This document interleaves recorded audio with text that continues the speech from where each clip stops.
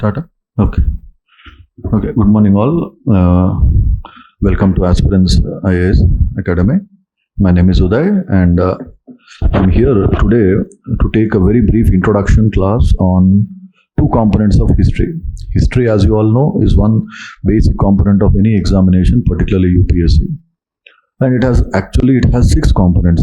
But today I'm going to give you all an orientation on 2 of these components. One is on world history and the other on post-independence part. Okay.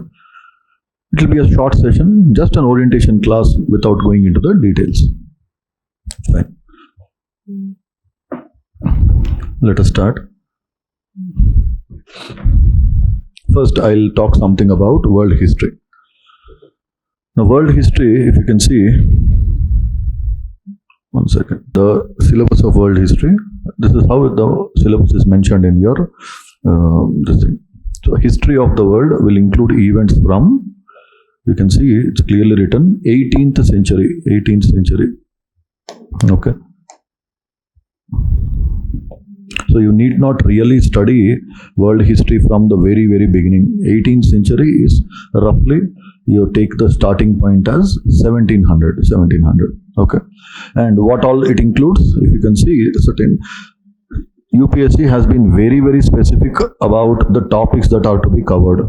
That is Industrial Revolution, World Wars, redrawal of national boundaries. So essentially it is nothing but another concept called nationalism over here.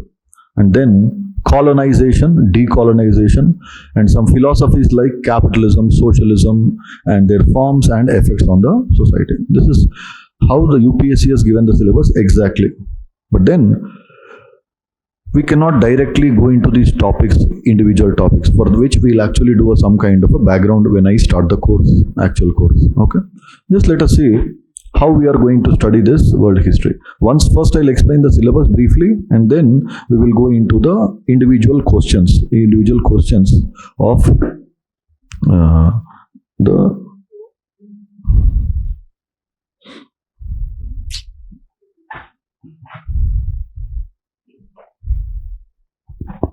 individual questions of world history. For example, I've given you some 5 questions from the previous years. You can see 2021, 2019, 15, and so and so. I'll have a very brief explanation about how you can answer these questions. Okay. So let us first have an understanding about the syllabus.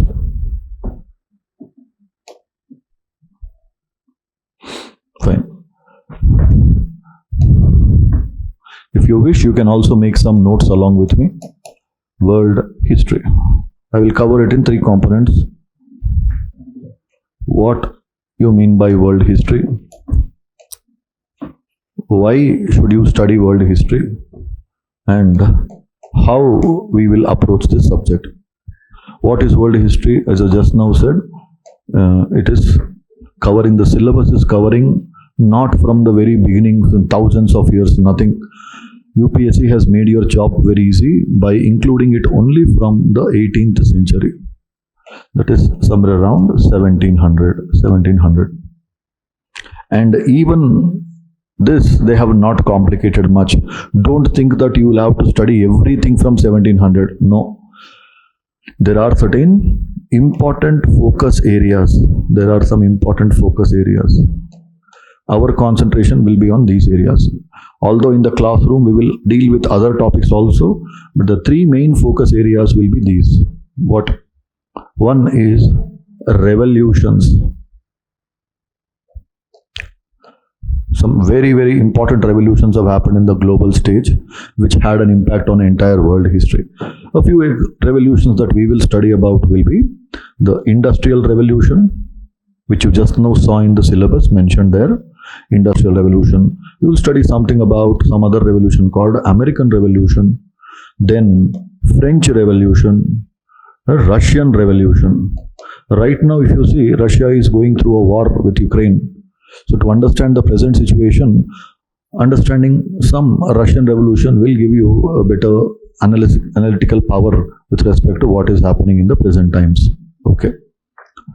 Now, for example, if you take American Revolution is also very important.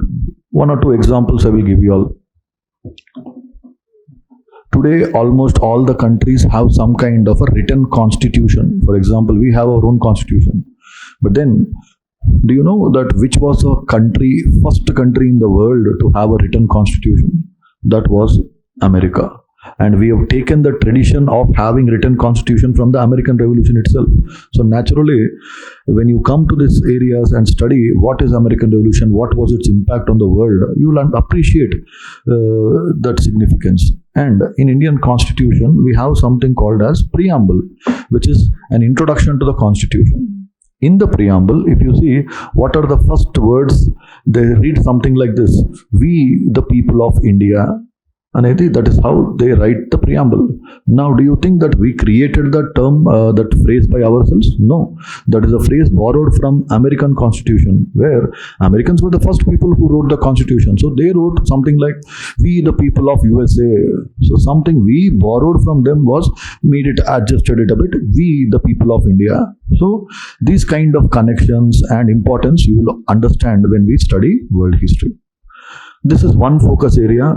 Industrial Revolution, American Revolution, French Revolution, Russian Revolution. When I go into the questions, I will show you. Already they have asked question on Industrial Revolution, American Revolution and French Revolution.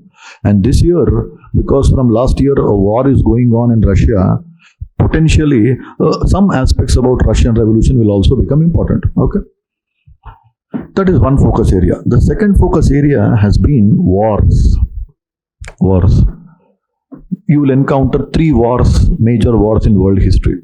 One is World War I, second is World War II, and third is Cold War. Cold War. Now, already questions have been asked in all the three areas. World War I they asked, World War II they asked, and even Cold War they already asked. Now again, Cold War will be more important for this year or the next year. Why? As you will come inside the syllabus, when we deal with all these things, you will understand Cold War was not a real fighting. It was actually a fighting between two ideologies called capitalism and socialism. Just now, if you remember, in the syllabus, they clearly mentioned the words socialism and capitalism. So, Cold War is essentially dealing with that. And today also, you can relate this Cold War with the present day politics happening in the world. For example, if you take USA is representing capitalism. Whereas we all know China, we keep using, it's called a communist country. So today we all know that China and US are at loggerheads with each other. They keep fighting. What is the basis? The basis is this ideological conflict. Because China, there is another term which we use associated with socialism is communism. So today we see China as a communist country, US as a capitalist country, and they're fighting each other. So what you study in the past, don't think that it does not have any relevance to the present times. You can actually relate many of the things to the present times. And the third and last focus area will be ideologies. Again, questions have come on almost all ideologies to some extent. Some of the ideologies we will study will be capitalism, as I just now said, socialism, communism. There was another term in the syllabus, redrawing of national boundaries, that is actually based on the ism called nationalism. There was another word used, colonization. Actually, that is coming from the two isms called imperialism and colonialism. So there are many more isms which we will be covering like this. One last ism I am going to write here. It was fascism. All of us have heard about Hitler. Hitler's ideology was fascism. Okay, so this was how these are the focus areas which we will study. But it doesn't mean that we will study only these. I am just telling that these are the areas. When I come to the actual course, what will we do is, we will from 1700 till 1991. Right now I have just listed down them randomly. In the first class of our course, what we do is we will draw a timeline and put all these events in a sequence, because they did not have happened randomly. American Revolution happened before French Revolution. Russian Revolution happened while the World War One was going on. For example, World War One, the years will be 1914 to 1919. Russian Revolution happened in 1917, 17. So while World War One was going on one side, inside Russia there was a revolution. Okay, so I will put all these events in a clean timeline manner. There you will appreciate that entire story. Once you get the larger picture, then we go into the individual topics and study each of them. Okay, so that is what you are going to study in world history. Now let me address the second part of the question. Why should we study world history? Already I have given you all a hint now. When you study world history, that is, you will study about the past of the world, which actually will help you in understanding the present day international relations. It will help you in understanding international relations, that is foreign policy and all these things. Now, for example, today we have some bodies like United Nations, IMF, World Bank and all these things. They are international bodies. Yes, we all know they are international bodies. Now, you think and tell me, when was United Nations, IMF and World Bank created? Do you think they were created yesterday or last year? No. All these bodies have essentially come in 1945, around that period. So they are not, these bodies are in the present, yes or no? Yes, they are. Right now we see that they are functioning. But where are the roots of these bodies? All these bodies have been created in 1945. Now, if you try to place 1945 in the timeline, you know where does it come? It comes just after World War II. World War II started and fought between 1939 and 45. So, just after World War II ended and just before Cold War started, these bodies were created. So, understanding the past will help you understand the present international politics, economics and all these things. Okay. Next.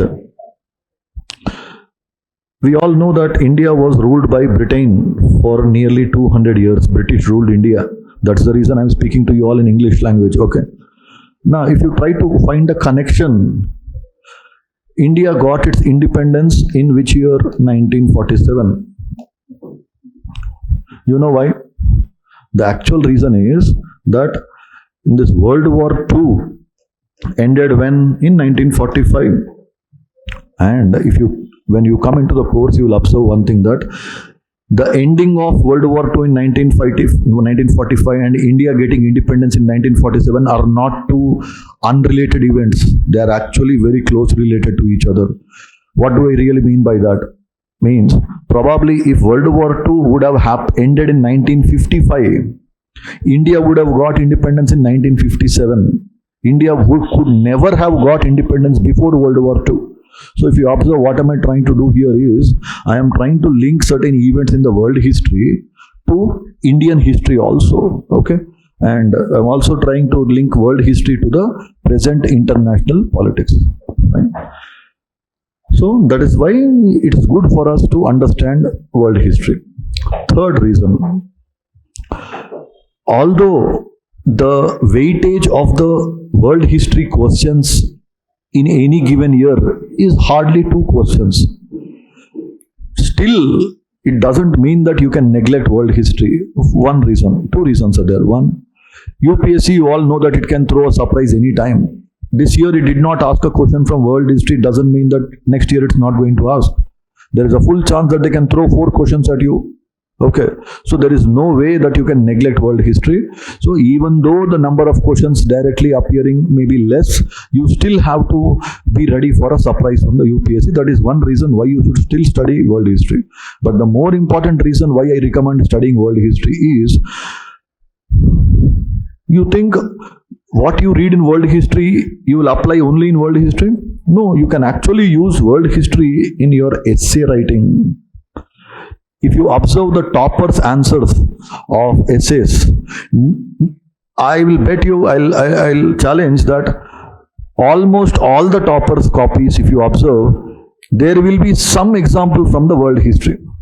When you write some examples that so and so thing happened in America, so and so thing happened in France, in industrial revolution it was like this, in the world wars it happened like this, naturally the examiner will appreciate the breadth of your knowledge. They will see that you just don't know things, you can actually apply things in the right context. So essay is a beautiful place where you can show your knowledge of all these events in different ways, and you can show the examiner that you don't just acquire knowledge but you can actually apply that knowledge in a particular context. Okay, so that is how essay will also help you. World history will help in essay. And then the fourth and last reason why you should study a world history. Simple point. Today, we are all living in a world which is a globalized world. The events, it is not sufficient that you study only Indian history.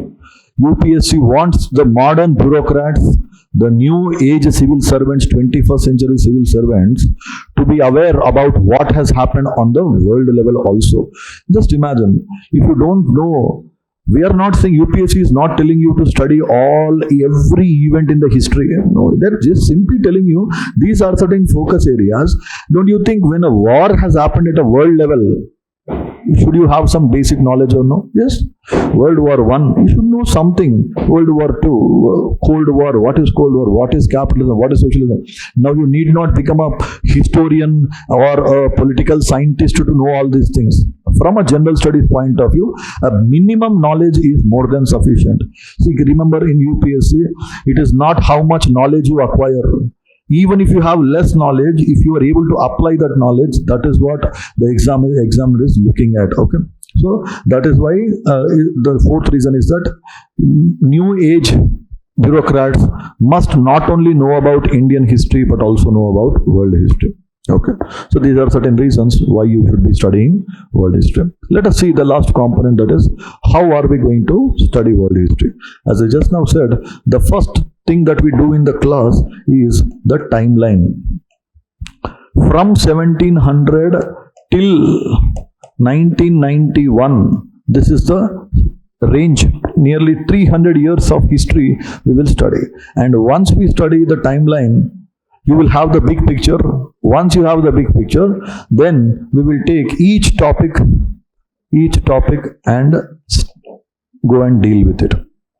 How are we going to deal with each topic? I will give printed handouts will be given in the class. Not for all the topics, but out of some 15 topics, 8 to 9 topics will be given in the form of handouts. The remaining things we will write in the classroom, because I don't want to make you people too lazy also by giving you everything in printed format. And once a handout has been given, the basic approach in the class is that what is the purpose of giving a printed handout? If I don't give a printed handout in the class, I will have to dictate many things. That will waste my time, your time. But instead of that, if I give a printed handout to you all, what you will do is, these handouts will be given 1-2 days before the class itself. So what will actually happen is, you will already, before coming to the class, you will read it once, you will get an idea. In the classroom, you will listen to me, make some short notes. And third, after the class, if you go and revise it once more, you can see that one topic you are actually reading 3 times. So that actually makes your job very, very easy. And the time that you spend in the classroom will be very effective, because you already have some knowledge before you come to the class. Okay. So that is how we are going to deal. And what I recommend you should do is, once that class is done, you should make some short notes out of each of this topic, because the printed handouts will be bulky. To give you maximum information, I try to write many things, but that doesn't mean that you go and write everything in the examination. For your understanding, I will write more, but after reading and understanding the entire situation, we will make short notes in a charts format, in a lot of diagrams and all these things, flow charts, etc. And the short notes will be very small. Why? Because when you want to revise, you will not need to refer to the handouts again. You will simply look at the essence, and to repetition and discussion with friends and teachers, that knowledge will be very firmly placed in your mind. And for each topic, once you have a short notes, even then your task is not completely done. What you need to do is, you need to go into the previous year questions from that topic. For every topic you must have the previous questions along with not only questions, but in the internet nowadays you will have some kind of a model answer for each of the question. That will actually help you people. That imagine if you finished industrial revolution, you have a short notes ready on it, and you know all the previous questions that have been asked, and on those questions you already have ready-made model answers. How is it going to help you all? Suppose next time when they ask a question on industrial revolution, you already have some basic idea about the overview and how to write an introduction, what kind of points you should write in the body, and what should be there in the conclusion. So if you are ready with all these things, then only you can say your preparation is done. You think that you only read a particular chapter and you think your chapter is finished. No, you are wrong, because the task is not just to learn, but to present your knowledge in the examination in limited time and limited space. You don't have so much space to write your answers. Okay, you know all these things better. So this is how we will going to approach the subject. And when I come to the course, I will also tell you what are the books that you must refer for world history. I am not going to share that right now, because students have a serious misconception that they must read bulky books. They simply keep buying and stacking books. That is really not the point. And when I am giving printed handouts for nearly 8 topics, it is understood there that as a teacher, I have referred to many of the sources and put the good points from all these sources in an organized manner, and I'm doing half of the job for you only. So I will give you only my notes, classroom notes, printed handouts, and 1 or 2 NCERT textbooks which I will suggest as part of sources. Otherwise, I will never recommend any kind of in-depth study of world history. It is not really necessary. Why? Last point, because those who have seen the syllabus, they should know one thing about world history, that you don't have world history for preliminary examination. It is only for mains. Only mains. You don't have for prelims. What does it mean? UPSC is only clearly telling you all, don't go and study facts. Not necessary. The names and years. Some names and some years, if you know, it's good. For example, World War I, you must know the years. But every event, you need not know the years and all these things, okay? It's clearly telling you need not mug up facts. What the examiner wants is the broad understanding and the basic concepts, if they're in your mind. You know the basic timeline and all these things, more than sufficient. And how simple the questions are generally, I have brought a sample of some previous questions that have been asked. I will show some of them now.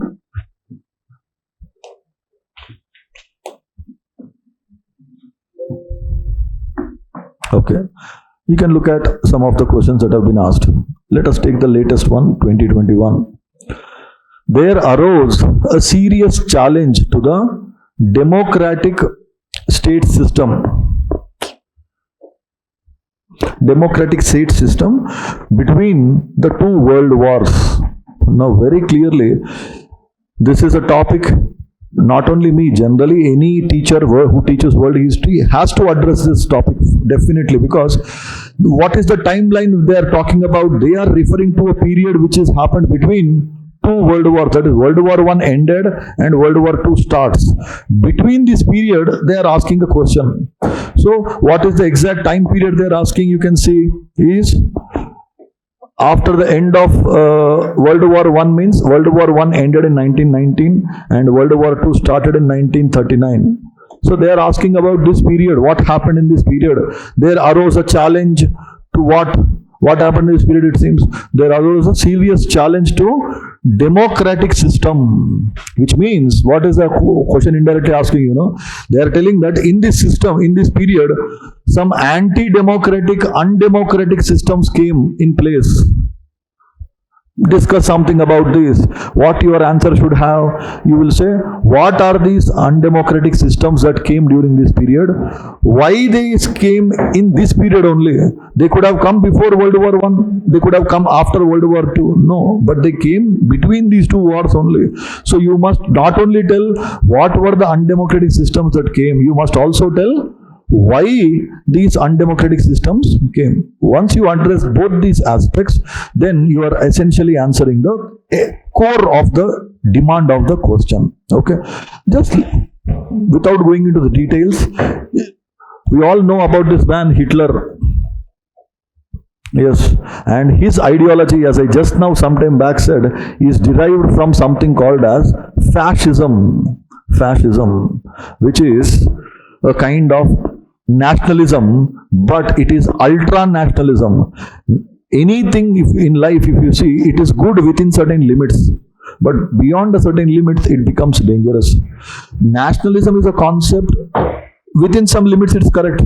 But then when it goes beyond the particular limits, it becomes ultra-nationalism, and historians have a name for that. Such kind of ultra-nationalism is called as fascism, where the individual or the people of the country, they don't think about anything else except about their own nation. That Germany must be the supreme country in the world. Only Germany must rule the entire world. They want to suppress and oppress all the other peoples. Then that is definitely not a correct thing to do. So, you see, they asked a question from this area. So once you understand the basic concepts, if a person cannot answer this question, it's one thing is very clear, that they do not have good understanding of the subject, because this is not a factual question. Okay, so that is how you will. Questions are simple, answers are also very, very simple, provided you have some good knowledge about it. Let us see the second question. Explain how the foundations of the modern world was laid by American and French revolutions. See, the question again is not difficult, but the question is lengthy, because they are addressing two revolutions in one question. You should tell how American Revolution helped in foundation of the modern world, and you should also tell in the second heading how French Revolution has contributed to the modern world. Okay. Just now I gave you all a hint about American Revolution, how it is important for modern world. American Revolution, after that the USA was born, this country, which in the year is actually 1783, and this was the first country to have a written constitution, as I just now discussed. Don't you think this is a great contribution for the modern world? As simple as that. And also I tell you a particular example with respect to India also, the preamble. You will say that we the people of USA has been adopted by the Indian constitution makers and simply translated into we the people of India. So there are certain significance of American Revolution for the modern world. What about French Revolution? In French Revolution, there was a slogan at that time. The slogan of French Revolution was liberty, equality, and fraternity. This was the slogan of the revolution itself. Now, if you take the Indian Constitution and find, do you find any kind of liberty in Indian Constitution? In preamble, these words are used directly again. So what is it indicating? That examiner wants you not just to study them and leave it. The examiner wants you to see, study them and try to connect with how these things have happened in the past. Yes, but what is he asked? The question is asking how they laid the foundation for the modern world. So, though these things have happened in the past, they have a connection to the present. That is what the examiner wants. So, clearly, the demand is not whether you know or not. They are asking whether you can apply it in the present context and see the connections between these different things or not. That is the focus being tested over there. Okay. For example, in Indian Constitution, when you come in the subject called polity, there are something like fundamental rights. But the concept of fundamental rights has been taken from American Constitution. And within these fundamental rights, there is something like freedom to speech, freedom of speech, freedom of profession. In this country, any person can choose any profession, freedom of movement, freedom of all these things, where you can go anywhere of this country and all. Now, if you look at this word freedom, don't you think it is having some connection with this word liberty? Yes, please. Clearly, again, it is taken from French Revolution. What about equality?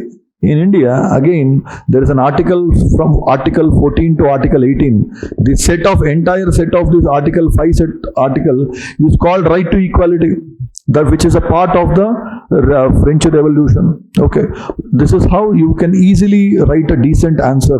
Now remember one thing, in UPSC, there is nothing like a perfect answer. Even if the people who were involved in American and French revolutions come alive and write the answer for this, do you think UPSC will give full marks for them? No way. So even if you get a 50% or 60% of the marks, write some basic points, examiner will be really satisfied. They only want to see whether you have that correct knowledge or no. So in this way you can address these questions over there. Again, going to the third question, if you'll observe, that is also related to world wars. Now this question is not related to world wars, because it is not asking about first world war, it is not asking about second world war, it is asking about what happened between these wars. This is about revolutions. Now look at this one. This question is about world wars. To what extent can Germany be held responsible for causing the two world wars? Now the question is simple, really. Person who has studied both of these things, they know to what extent can Germany be held responsible for World War I. You will write some points. Next heading, to what extent Germany is responsible for World War II. You will write some points. Answer is done. That's what I'm saying. Once you have the clarity, it's very easy. But the challenge here is you have to write for two world wars in one answer. That is the challenge, that unless and until you have the clarity, you cannot express yourself in a very, very simple and short language. If you don't have clarity, what you will do? You will start writing lengthy answers. No, that is not the case here.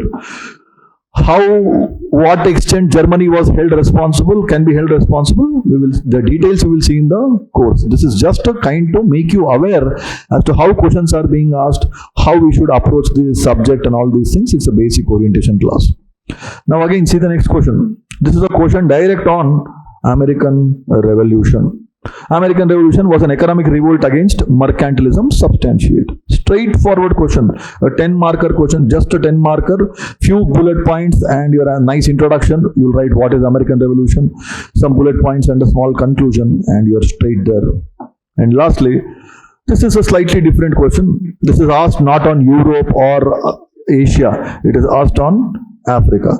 Africa was chopped into states artificially created by accidents of European competition.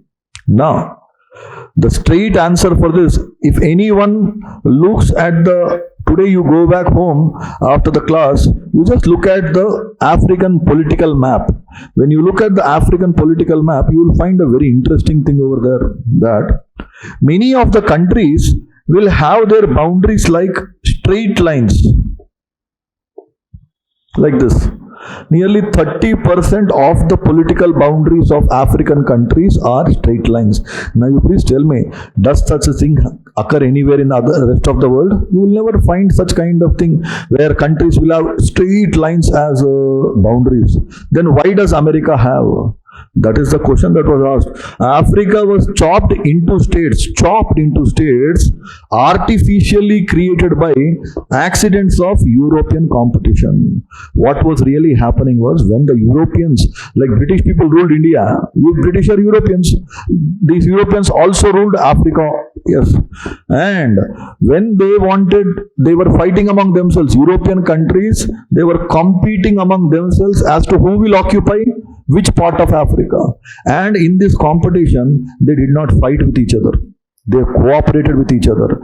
Instead of fighting for Africa, what did they do?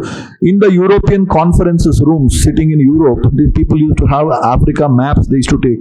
And they used to discuss among themselves, and they shared Africa between themselves. Like, you take this part, France will take this part, Germany will take this part, Belgium will take this part. So somehow, like this, they made an arrangement for chopping Africa into states artificially created by the European competition. Again, if you know the concept, everything will be very, very straightforward.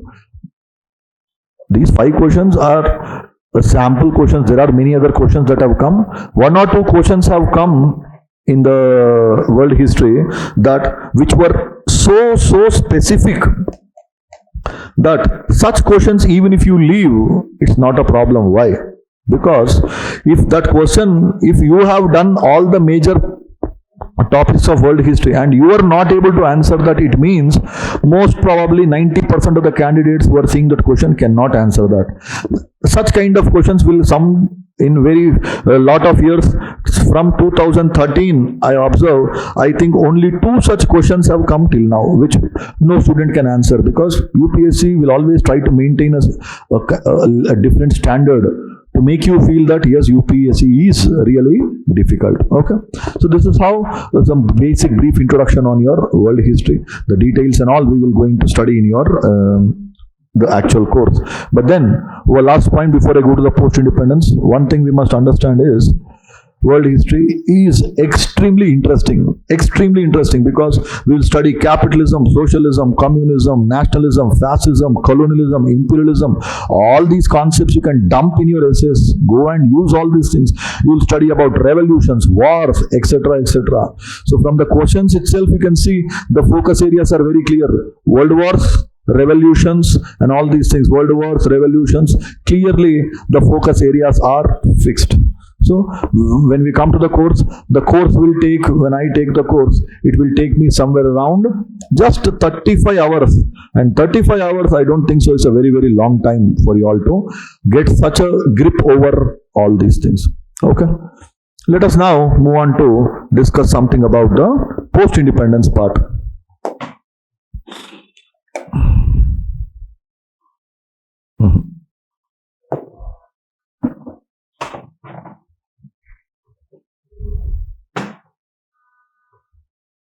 Okay.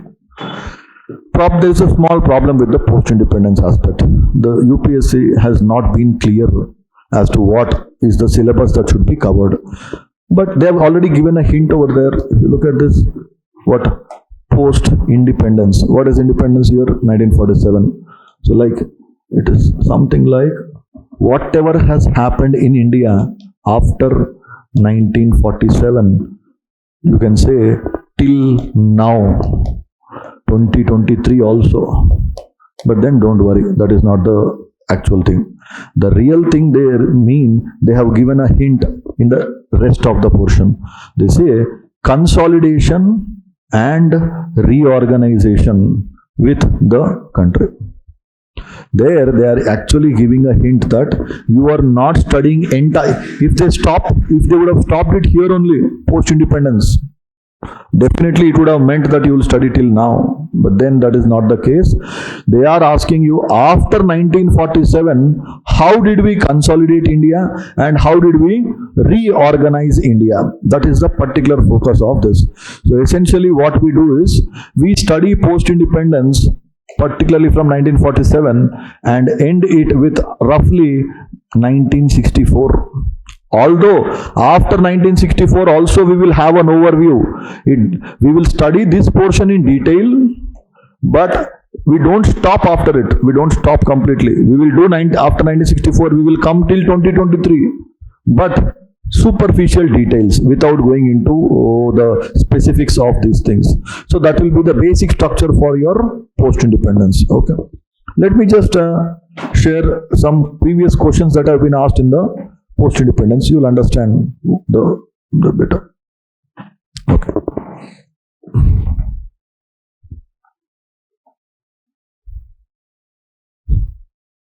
Okay. If you look at these questions that have been asked from post-independence, again remember, post-independence is only mains. You don't have for prelims. It is not there for prelims. Only mains. Only mains. Which means need not focus on facts. Concepts are sufficient. And the second thing is that post-independence, the number of questions that have been coming in post-independence are sometimes 0 questions are being asked. They are not even asking one single question from post-independence. Now, does that reduce the importance of the subjects? Please do not make that mistake. As I just now said, in the case of world history, same thing can happen here also. You think that they are not asking questions and so you will not study. Next year they will put directly 3 questions from post-independence. UPSC is always known for surprises, so be ready for that. And again, more than that, just like you can use world history knowledge in essay, don't you think post-independence knowledge you can use in your essays? Yes, easily. In essay, in ethics, you can use all these points definitely. And more importantly, you can use these points in your interview also. They will be definitely helpful. So do not think that post independence is unimportant. No. And when we do the course, I will be taking this course in hardly 20 hours. 20 hours. Again, almost all the topics for post independence you will get printed handouts. Okay. Let us see what are certain aspects we deal in the post independence. First, before I go into the questions, one or two points I will tell. In 1947, if you look at India, India was born in 1947 as a new independent country. Okay. But do you think India was born in a very, very favorable conditions? No. India, when it was born, it was actually torn apart into two countries. While we got independence from British rule, something very sad happened with us. There was something like partition, by which a separate Pakistan was created. Now you think properly. Is it a necessity for us to understand partition which happened in 1947? Should we read that? Why is it necessary? This partition created a new country called Pakistan, which is a hostile neighbor for India. Till now, Pakistan has already waged 4 wars against India, and it has been doing terrorist activities since a long time, killing thousands of people, innocent people. They attacked our Indian parliament and all these things. Now, such country which is doing wars against us, it is joining hands with China, and together the China and Pakistan are torturing India from both the directions. Now, where did this country take birth from? When was it born? It was born when India was born. Just August 15th, the British went away, giving freedom to us. 14th August, they partitioned India and they created Pakistan. And so now you can understand, although Pakistan is a problem today, but that problem is not from today. It started from 1947. Okay. And you might have heard about a person by name, the founder of Pakistan, Muhammad Ali Jinnah, and all these things. These are the kind of issues that we are going to discuss in post-independence. Till now, a question on partition has not been asked. Then there is a full potential of asking question on your partitions. Okay. So these are certain topics that you are going to discuss in post-independence. Absolutely important, and they give you a lot of information about what happened to your country, what is happening to your country now. Why is Pakistan behaving towards us like that? They wanted Pakistan, we gave them Pakistan. They can be quiet? No. They want Kashmir also. Why should we give that Kashmir to them here? Last few years ago, you might have heard about that Article 370 was in news, where Jammu Kashmir's special status had been removed. Now, Article 370 special status was removed in the year 2019. But if you want to understand why these people removed Article 370 and what are the implications of that, you should first of all know what is 370, no? Then where does this concept come? Again, you will study this concept in the post-independence India only, under the topic called as princely states, integration of princely states. Because Jammu Kashmir at that time was not a part of India. It was a separate kingdom ruled by a prince called Hari Singh. Okay. Now the question was whether this person Hari Singh will join Jammu Kashmir into India or into Pakistan. Pakistan thought that they will grab Kashmir from us. But Hari Singh finally joined India. But they joined in a kind of a very difficult conditions. Okay, that is why Kashmir was given a special status in the constitution. Okay, but now how long will you give one state a special status compared to all other states? That is kind of a discrimination that is going on. So, and Kashmir is also in such a position where if you look at the Jammu Kashmir position of the country, on this side you will have Pakistan, on this side you have China. Both of these countries have occupied some portions. This is Pakistan occupied Kashmir, this is Aksai Chin area. And a state which is on the border of the country, which is so important for the security of the entire country, if you give special status to this state, naturally, is it not encouraging foreign players to take advantage of the situation and cause problems for India? Yes. So these are all the debates we will understand in the post-independence. So what am I trying to tell you indirectly is, Today, if you want to understand Jammu Kashmir problem, you cannot understand it only by understanding the present situation. You must go into the past and understand the root. What is this Article 370? Who put this Article 370? What is there inside that Article 370? Why it was put? Why are we trying to remove now? So, all the current affairs that you are studying are essentially related to your post-independence. That's why I'm saying simply, when I'm saying I'll cover the syllabus in 20 hours, because I'm giving all the handouts to you, 90% of the handouts I'm giving. There is nothing that I will dictate in the class. Everything we will have in handouts form.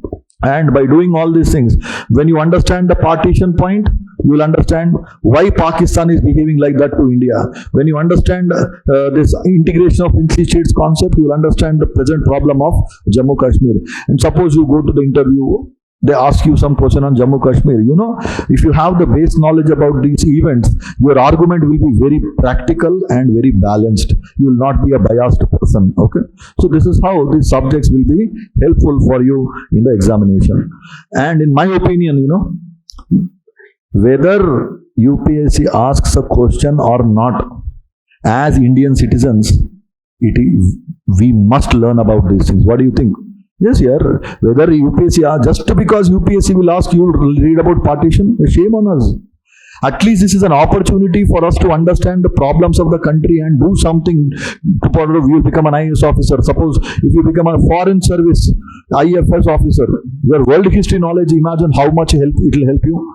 Yes, suppose you are specializing in, if you want to become an IPS officer, tomorrow you want to become, to go into intelligence bureau and all these things. Knowing all these things will actually make your mind extremely sharp. And with that kind of knowledge, you will have an edge over others in your future career, not just in the examination, okay? And suppose even if we don't clear the examination, you don't think that this knowledge will go waste. When you know all these things, yes, you at least you know something about your country. Okay, so that is why we must read all these subjects, all these topics. Okay, next, just let us look at the different questions that have been asked in the. So I gave you a hint as to what kind of topics we are going to cover in the post-independence. Let us see at some of the questions. The political and administrative reorganization of states and territories has been a continuous ongoing process since the mid-18th century, mid-19th century. Mid-19th century is somewhere around 1850s. They are saying that the number of states in India and the territories, that is union territories indirectly, have been continuously it is being reorganized. Reorganization is happening. Yes. Now, don't you think removal of 370 article special status itself is a kind of a reorganization? Yes. Before this article, Jammu Kashmir was a full-fledged state. But today, Jammu Kashmir is not a state, it is a union territory. And Jammu Kashmir has been broken down into two union territories. Jammu Kashmir plus that Ladakh region. Clearly, you can see there that this is a reorganization process that is going on. 2014. There was a reorganization. Telugu people should be aware of that. Andhra Pradesh United State was broken down into two states, Telangana and Andhra Pradesh. Clearly, what is happening here? Is this not called reorganization? So, they are asking the same question. That, these are all some very, very basic things. Now, don't you think as an administrator of this country, you have some responsibility to know all these things? Basic. Do you think anyone wants you to write every single event with full details? No. You simply make a mention that yes, the latest state that was created in India was in 2014, the youngest state of India, Telangana. Andhra Pradesh was by dividing Andhra Pradesh. In 2019, one state, Jammu Kashmir, was divided. It was deprived of its statehood and divided into two union territories. And before that also many times that reorganization has been happening. And what you just need to do here is from 1850s, starting from 1850s, you will tell in 1850s the movement has started, in 1890s it happened like this, in 1900s it happened like this, after independence it happened like this, 1970s, 1980s. If you simply put a timeline giving the basic details about this, answer is done. As simple as that. So the questions that are being asked, the UPSC is not being unreasonable. They are actually not going into too much of details. They are testing only basic knowledge.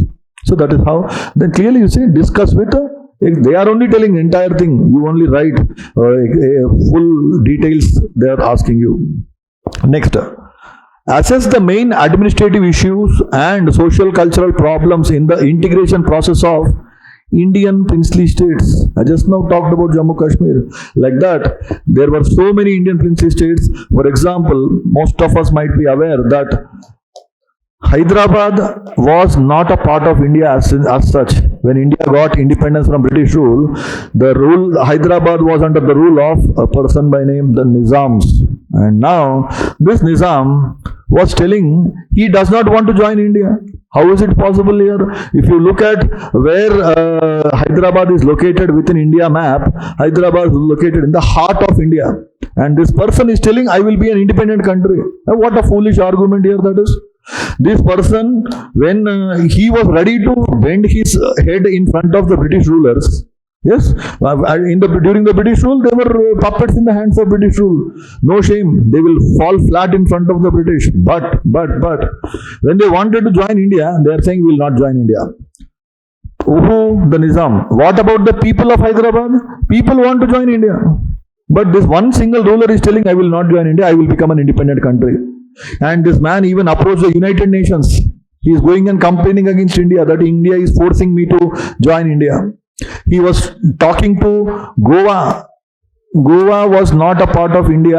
It was ruled by Portuguese people. It was not ruled by British. So this man started getting in touch with the Portuguese rulers, saying that if you can give me some access in Goa, I will have some import and export there from, because it is a landlocked region, Hyderabad. So you can see, these are the kind of problems that India was facing during integration of the princely states into India. You will write a general answer that there were 565 states. Most of the princes were not ready to join India. But there is a person, leader by name Sardar Vallabhbhai Patel, who is called the Iron Man of India. It was this man who is responsible for the integration of princely states. You will discuss about the general process, and then you will write that with respect to Kashmir and one or two more kingdoms were there was some problems over there. If you can write that, again you are justifying your answer to a lot of extent. Okay. And then let us move to the third question. Has the formation of linguistic traits strengthened the cause of Indian unity? Again, a straightforward question asked in 2016. Why you say linguistic states? What happened in 2014? Just now I talked. Telangana. Telangana was formed. Telangana, did it break on the basis of language? Do Andhra Pradesh people and Telangana people speak different languages? No, both of them speak Telugu only. But if you look at the formation of the states in India, the first state that was formed in India on the basis of language was Andhra Pradesh. And some of you might be aware of that person, Putti Sri Ramulu. He was a person who is responsible for the formation of Andhra Pradesh. Andhra Pradesh was formed on the basis of language. And the Telangana region, which we call today Telangana region, at that time was not part of Andhra region. It was part of Nizam Hyderabad. So Telangana region was part of Nizam, whereas Andhra region was part of British rule. Both of these people are speaking which language? Telugu language. But do you think their economic level, political, and all these things will match? The Telangana people are Telugu speakers, Andhra people are Telugu speakers. Both of them speak the same language. But they were under Telangana people were under Nizam rule. These people were under British rule. Now you think and tell me who will be more advanced. Andhra people. It's not that they are any intelligent than the Telangana people. Only that these people were under British rule. They were exposed to modern technologies. They were exposed to English education. Okay. Whereas Telangana people remaining under the Nizam, the backward kind of a mindset, they did not have access to English education. They did not have access to much of modern technologies. So Telangana people remained backwards.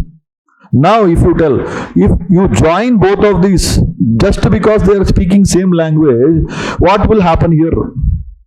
Andhra people will dominate the Telangana people. That is what is going to happen. Now does it mean Andhra people are inherently bad people?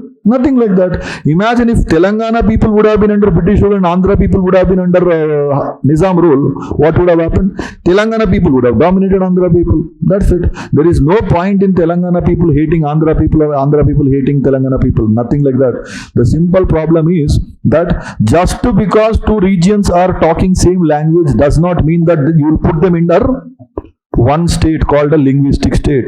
So that taking this case study, you can write a very convincing answer that yes, formation of linguistic states has its own advantages.